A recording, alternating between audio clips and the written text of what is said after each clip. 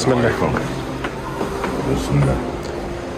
السلام عليكم ورحمة الله وبركاته. السلام على الميزة. كيف حالك؟ السلام. كيف حالك؟ كيف تقول؟ الحمد لله. كيف يا صاحبي؟ ما شاء الله. تفضل. السلام عليكم. ما شاء الله ما شاء الله. كيف الحال؟ كيف صحتك يا شيخ؟ How are you? After a long time. Dubai for many years. Many years back. How many years?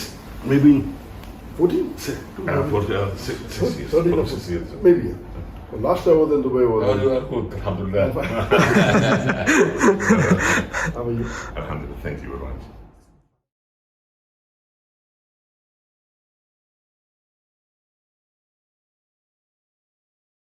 So many thousands of people entered Islam after you, alhamdulillah.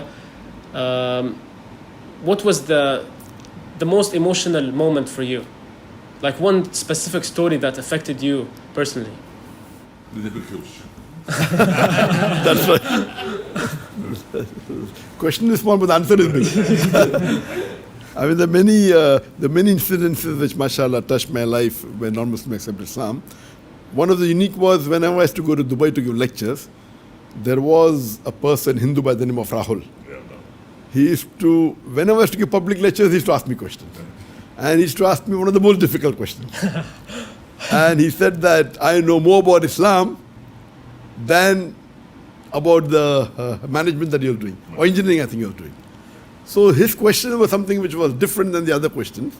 And then I remember one question he asked me, and he said that the first revelation of the Quran that was given by Archangel Gabriel to the Prophet, and he has studied a lot of Quran and Hadith, is Iqra.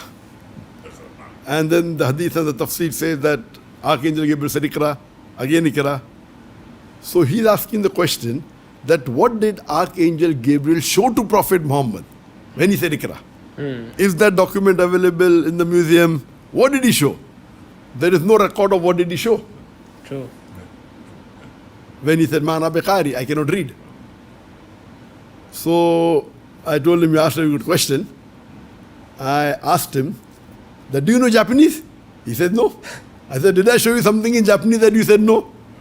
So you don't have to show to say you don't know. And I asked him, do you know Japanese? He said, I don't know. Yes.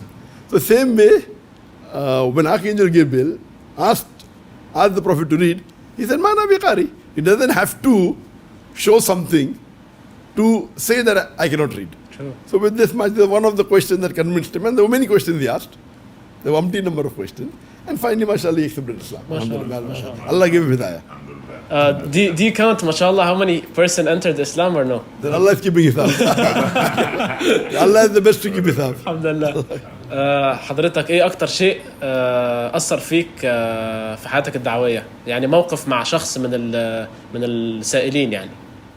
اولا الامور الدعوه دائما نجد فيها العجب العجاب، لكن الانسان في امر الدعوه بعد ان يتحمل تبعاتها يدعو الى الله باخلاص. لكن المواقف كثيره عندما يجابهك انسان مثلا ينكر الاديان او ينكر الدين او ينكر الاسلام، عندئذ تستطيع ان تستعين بالله سبحانه وتعالى بان تذب وتدافع عن دينك بطريقه يقبلها الاخر، او بطريقه يعني فيها حسن عرض لدين الله عز وجل. وديننا لا يحتاج الا ان نحسن العرض، فاذا احسننا العرض رب العباد سبحانه وتعالى يجعل الانسان يهتدي الى الله سبحانه وتعالى.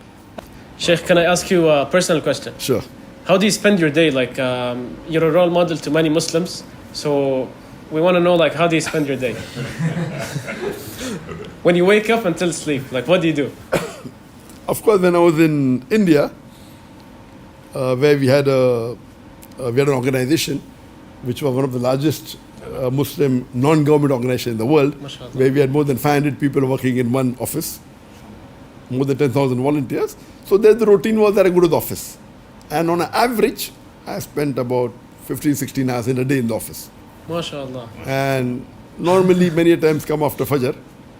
Yeah. And then read the Fajr, then sleep for about 3 hours, then get up, have breakfast, then pray the Zohar Salah, then spend time with my parents who are very old that time. Now my father is no longer my life, Jannah, and then go back to the office. But naturally here when I did hijrah from India to Malaysia, there was a change in life. My iman increased, mashallah. Alhamdulillah. So now my home has become my office. MashaAllah. So normally I feel that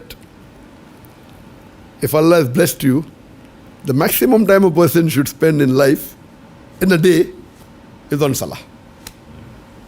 It's not a fard, it's my recommendation. So, and the best for a Muslim, especially Dai, that he should spend long hours in tahajjud. Tahajjud. So I advise that if you can spend initially half an hour, then maybe 1 hour, then maybe 2 hours. The longer you spend, it's better. And all your 5 salah should be in the mosque in Jama'ah. And how did you get to know your kids if you're working like 16 hours a day? That's very good. I believe in Venn diagram. Because Venn diagram means there is overlapping. When I'm married, before marriage, I used to spend maybe about 10 hours for dawah. So people told me, if you marry, you will not be able to spend 10 hours for dawah. So I married a daiya. Then I was spending 12 hours for dawah. But in that 12 hours, maybe 4-5 hours was with my wife. So when I had children, they say, you will not do dawah. So I opened an Islamic school. So I'm with my children doing dawah.